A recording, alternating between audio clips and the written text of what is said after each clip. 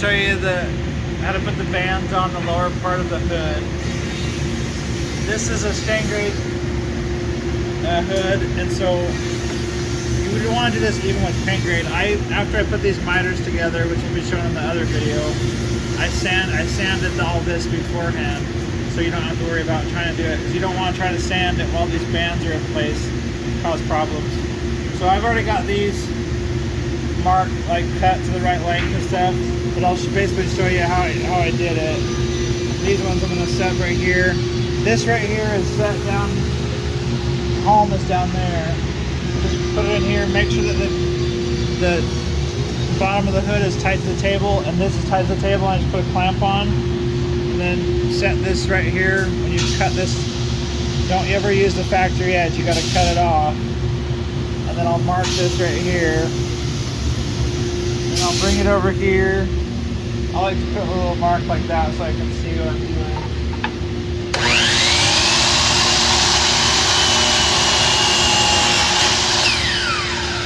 I'm still a tiny bit long, so I'm going to take a little bit more off.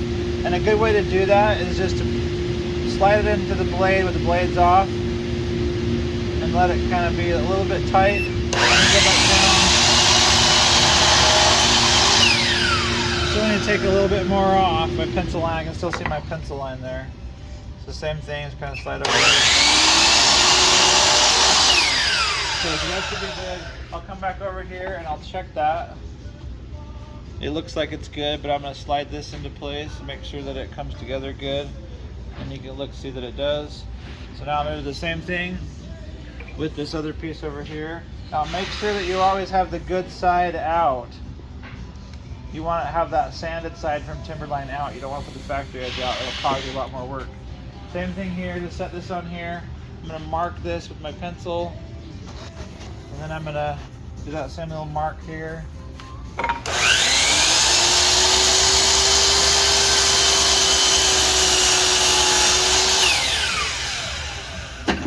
It looks like that first cut I made might be good, so check it.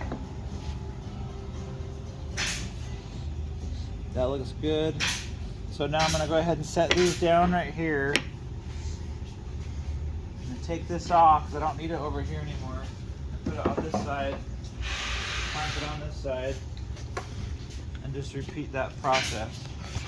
So go ahead and he'll pop it. Okay, so now we've got these pieces cut to the right length.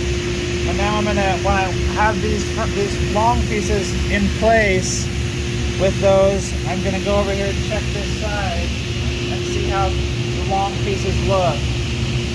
They're matching up good. They look like they're pretty good.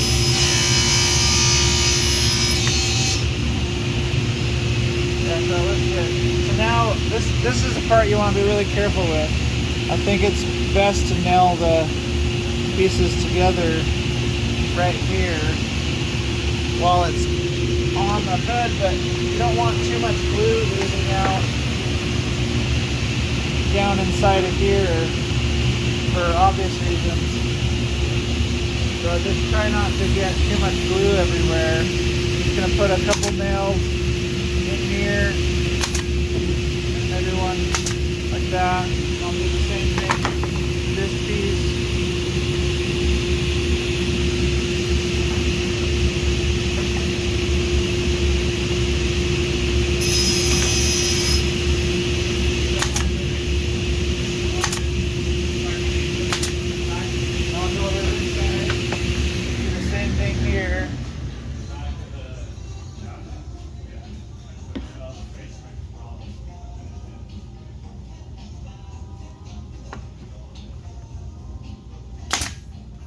Do this, you just want to make sure that you're nice and flush on your top and bottom when you nail these pieces together. And we're going to sand those also, but you don't want to have to sand too much. So you want to try to nail them together. And this is really important. You want to move this off like that a little bit so it doesn't want to set up the glue right there. Now what I'm going to do is I'm going to let that kind of dry up like it is right there. And then take Not the elk putty, the alder putty. Right now I'm gonna put some putty in these nail holes and the miter joints a little bit.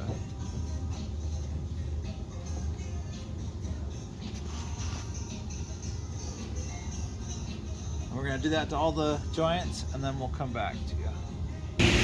Okay, so now that we've got that done, all our putties and all these joints and stuff, and let it set up for about 10-15 minutes. You want your miters, your glue to have plenty of time to set.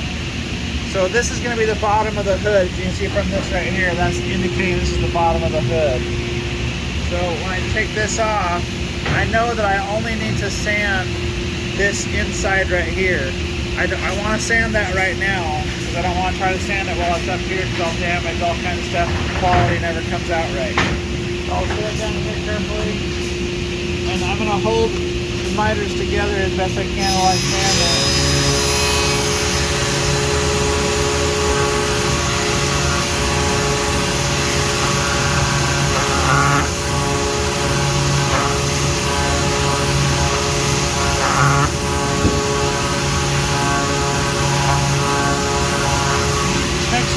Around a lot so you don't leave any like divots and stuff, and that's pretty much, you're going to do that same thing here, this one, and you're going to do that same thing to this one inside of here, and then we'll come back to you. So this, the next part, once we get one of the, I got this one sanded now, so I'm going to put it, I'm going to attach it to here, and I'm just going to put a little bit of glue. I don't want to put like too much and have it oozing out everywhere, but I also want it to hold on good. So I'm going to put a little bit of glue where this is going to attach on. And I'll slide this on carefully.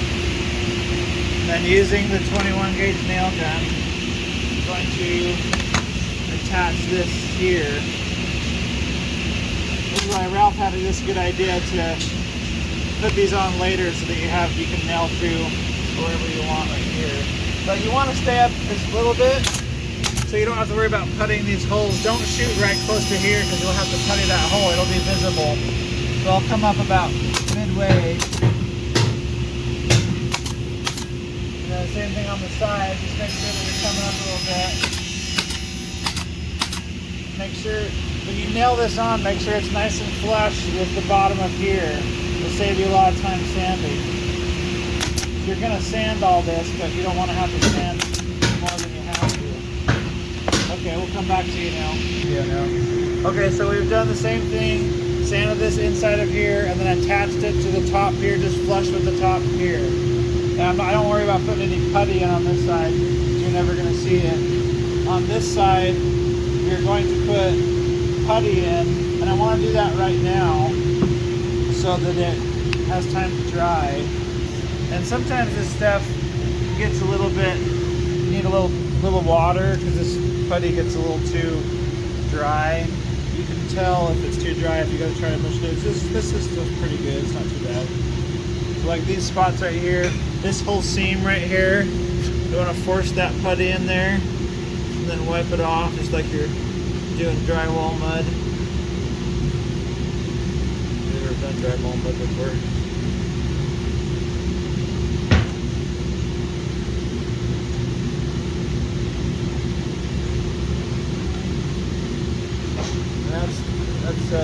We'll come back to you after.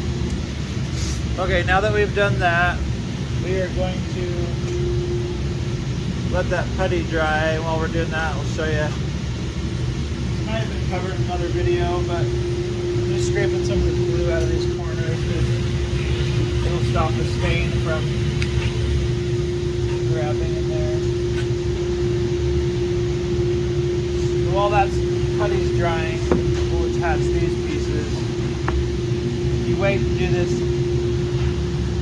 at this point, then we can shoot nails in here. If we did it before, like Ralph said, it's a good idea to wait because now we can shoot through there easier. But these would be in our way if we'd already put them on. So you use this little spacer block right here and the 21 gauge nail gun. You'll start with your bottom one. one nail there, pull that tight, and just go ahead and shoot this on. A couple nails, maybe 10, 12 inches, like 8 to 10 inches probably. And then just make sure these pockets are facing down. I'm just going to line this up with this other one here, and then I'll use this to space it up here. Same thing. I'll put the nails. Same thing on this side, just flush up down here. One nail. Take it to the spacer. This one. Make sure the pockets are facing down. Same thing, just use the spacer block. Right there. One nail. Same thing on this side. Alright. Now I can go ahead and shoot it.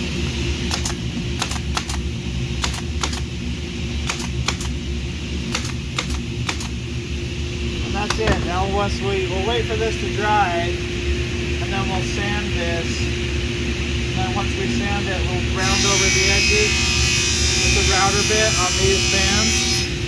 And then you just go over it with your hand sandpaper. Make sure that you cleaned up all those corners good.